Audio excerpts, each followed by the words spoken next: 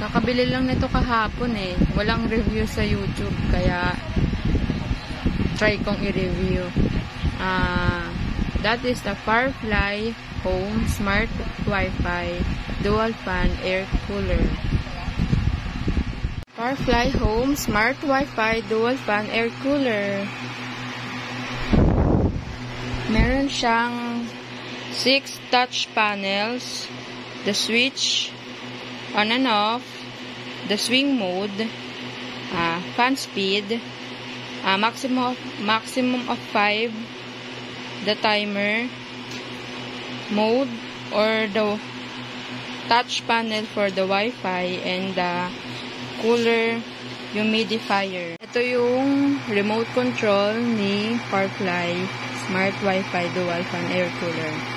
Meron rin siyang battery na nilagay namin, the on and off switch, the lights. Ito yung pag dito mamamatay yung light niya.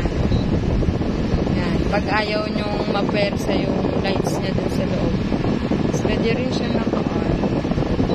Yan. The on and off, the switch of the controller, the fan speed,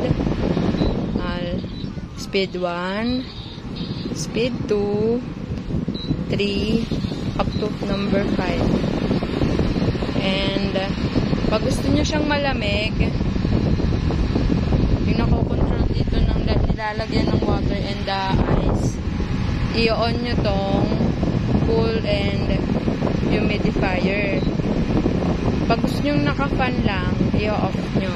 Ayan, fan lang siya. Wala akong mararamdamang lamig. Pero pag gusto mo may lamig, ayan, i-on nyo siya. Then, the swing mode. Ayan.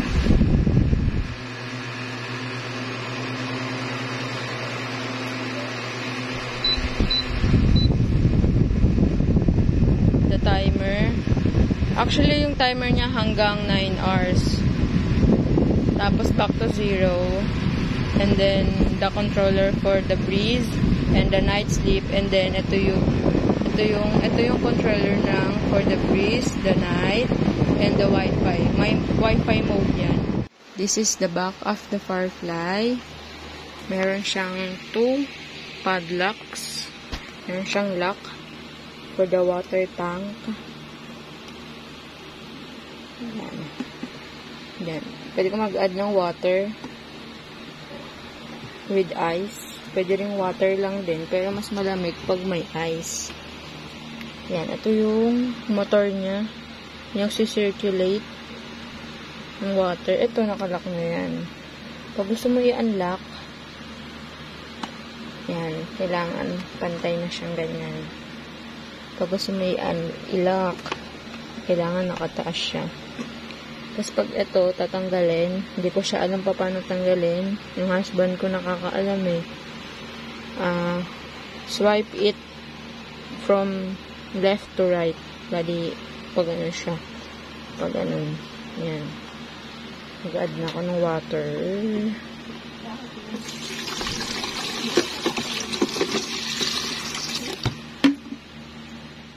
Yung water na nilalagay ko hanggang dyan lang sa level ng color white dyan sa makina niya. Ito na yung loob ng water tank. Pag shortage yung water supply niya, nag-automatically shut down yung pag-pump ng water para hindi masisira.